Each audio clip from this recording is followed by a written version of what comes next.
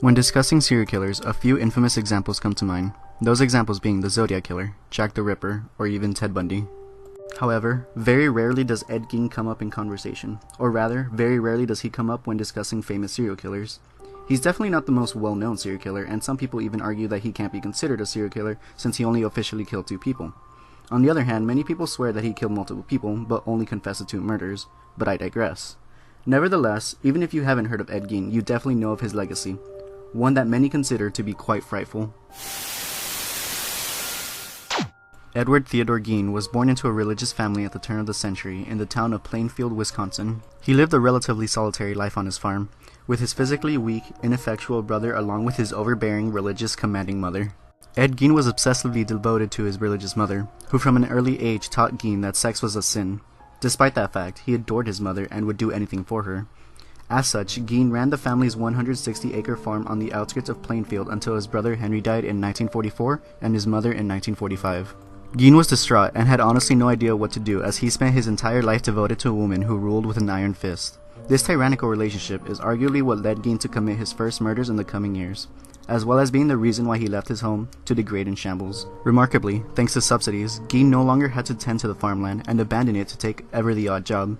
Even still, he remained alone in the huge farmhouse, tortured by the spirit of his controlling mother. Unlike other serial killers, there was no slow build for Gein. Almost immediately after the death of his mother, he began his descent into madness. He eventually began to grow an unhealthy obsession with the female intimate anatomy, an obsession that was fed by medical encyclopedias, books on anatomy, pulp horror novels, and pornographic magazines. Due to this, and the other odd behavior he began exerting, he found himself a new nickname, Weird Old Eddie, a nickname he acquired by the other townfolk. Continuing, Gein became even more fascinated by the atrocities committed by the Nazis in World War II, specifically the experiments done on female Jews at concentration camps. It was soon after that he found himself unable to control his urges and went out to nearby cemeteries in Wisconsin. He would dig up the corpses of women and take them home, where he would engage in necrophilia. In addition to that, Gein would flay the skin from the body, draping it over a tailor's dummy, or even wearing it himself to dance around. The practice reportedly gave him intense satisfaction. Fascinated by the female genitalia, he would sometimes not take the full course but just the parts he needed, parts that he would use to engage in necrophilia and even fondle. As you could already guess, he became reclusive, kept to himself, and discouraged visitors of any kind. Gein's fascination with female anatomy later led him to the assumption that he needed fresher samples to experiment with. This disturbing fascination is what led him to his first murder. His victims were strictly female and around the age of his mother, that being women around their 50s. His 2 official victims include 50-year-old Mary Hogan, who disappeared from the tavern she ran in December 1954, and Bernice Worden, a woman in her late 50s who ran the local hardware store, who disappeared on the 16th of November 1957. Although it is often recognized by many that he could have killed more women, but simply didn't confess to his murders in an effort to avoid a larger sentence. Anyhow, Miss Worden's son just so happened to be the deputy of Plainfield, and upon learning of Gein, Frank Worden, her son, took it upon himself to lead the investigation to Gein's home. According to thehouseofhorrors.com, the sight was quite grisly. The gruesome evidence proved that Gein's bizarre obsession had finally exploded into murder, and much, much worse. In the woodshed of the farm was a naked, headless body of Bernice Worden, hanging upside down from the meat hook and slit open down in the front. Her head and intestines were discovered in a box, and her heart on a plate in the dining room. The skins from 10 human heads were found preserved, and another skin taken from an upper torso of a woman had been rolled up on the floor. There was a belt, fashioned from carved-off nipples, a chair upholstered in human skin, the crown of a skull used as a soup bowl, lampshades covered in flesh, a table propped up by a human shin bone, and refrigerator full of human organs. The 4 posts on Gein's bed were topped off with human skulls, and a human head hung on the wall alongside 9 death masks, the skin faces of women, and decorative bracelets made out of human skin.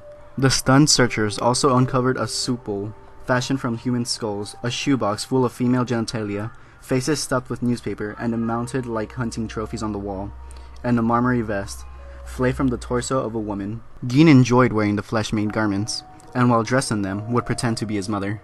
In the home, the police found the remains of 15 women, but when asked how many women he killed, Gein could not give a straight answer, for he was unaware of how many people he actually killed. Classified as insane, he was sent to a mental hospital until he could stand trial. It was only after 10 years that he was able to go to court. He was found guilty but still classified as mentally insane, so he was committed to Central State Hospital at Waupun. And then, in 1978, he was moved to Mendota Mental Hospital Institute, where he died in the geriatric ward in 1984, where he died of respiratory cancer and heart failure. Gein, like many other serial killers, would find his way into pop culture and the mass media. Like Gacy-inspired Twisty the Clown in American Horror Story, Gein inspired a variety of killers in many films. Most famously recognized as an influence by the writers of Psycho, Silence of the Lambs, and the Texas Chainsaw Massacre. Norman Bates' character is completely based off Gein, as are aspects of Hannibal Lecter, and the killer from the Texas Chainsaw Massacre. Gein in particular is one of the more interesting serial killers, at least in my opinion. He's not so much interesting in the way he killed, but more so the legacy he left behind. Debatably, Gein left behind the largest influence on today's pop culture. If you think about it, if it weren't for him, we wouldn't have such great shows like Bates Motel. No, I am not condoning the actions of such a criminal, but rather I am fascinated by the attention his story received. Regardless, let me leave you with this small factoid. Did you know the band Blind Melon wrote a song about the famous killer titled Skinned?